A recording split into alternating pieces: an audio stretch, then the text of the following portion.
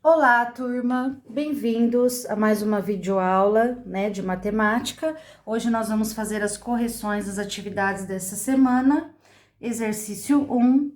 Meça o comprimento da mesa de sua casa usando o seu palmo como unidade de medida. Qual a quantidade de palmos que você encontrou? Pessoal, por que eu coloquei aqui resposta pessoal? Porque cada um fez a medição na sua casa, na sua mesa, utilizou o seu palmo. Lembrando que cada pessoa tem o palmo de um tamanho, né? Então pode variar aí essa quantidade de palmos.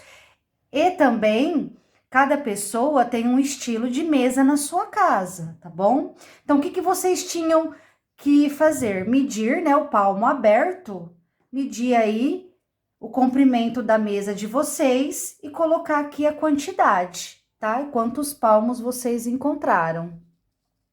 Exercício 2.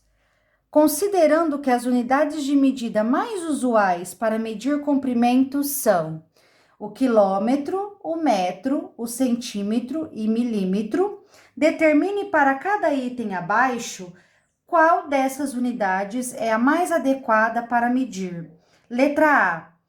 Quando a gente vai medir as dimensões de um campo de futebol, a gente vai medir com centímetro? Não, né? É pequeno. A gente não consegue ficar medindo com uma régua, por exemplo. Então, a gente vai medir com quilômetros? Não, quilômetros é muito grande. Então, aqui a mais adequada é o metros, né? Então, aqui a gente vai utilizar metros.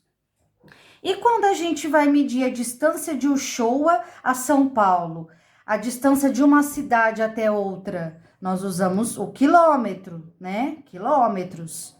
C. A espessura de um palito de fósforo. Bom, a espessura ali do palito, nós podemos utilizar um milímetro, né?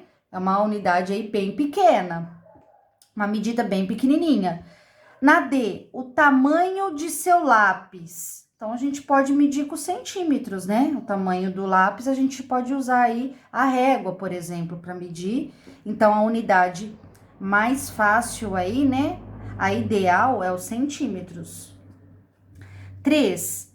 Observe alguns instrumentos utilizados para medir comprimentos. Agora respondam quais dos instrumentos apresentados acima são os mais apropriados para medir.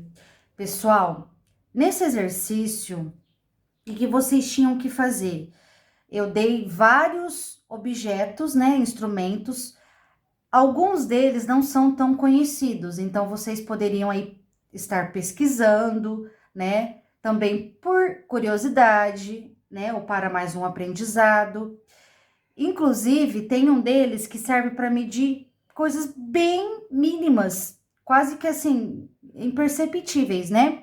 Que é o paquímetro. Então, o paquímetro, ele é usado para medições bem pequenininhas mesmo, menor que o milímetro, tá? Mas aí vocês poderiam estar pesquisando os outros também. Na letra A, a largura de uma mesa. Bom, teve gente que deve ter colocado régua. Pode também. Só que demora mais, né? Se a gente ficar medindo com a régua a largura de uma mesa. Então, a gente pode usar a trena, que é um instrumento muito utilizado pelos pedreiros, né? Por exemplo, com a área de construção. Na letra B, o comprimento de um caderno, com a régua.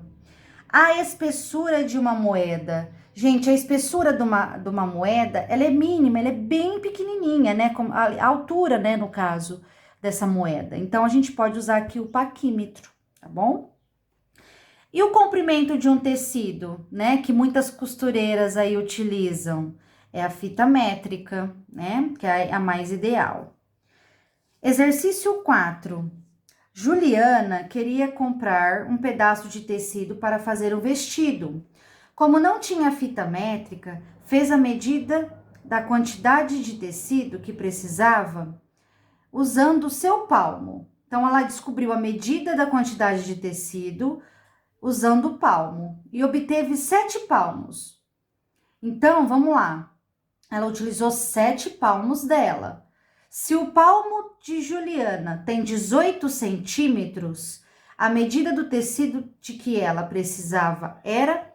Bom, ela mediu lá, deu 7 palmos e cada palmo dela mede 18 centímetros. O que eu faço para saber aí a quantidade de tecido, né? A medida. Basta multiplicarmos, né? Ó, 7 vezes o 18. Então, a gente vai encontrar aqui 126 centímetros, ok? É isso, pessoal. Um ótimo feriado a todos, um ótimo final de semana, bom descanso e até a próxima aula.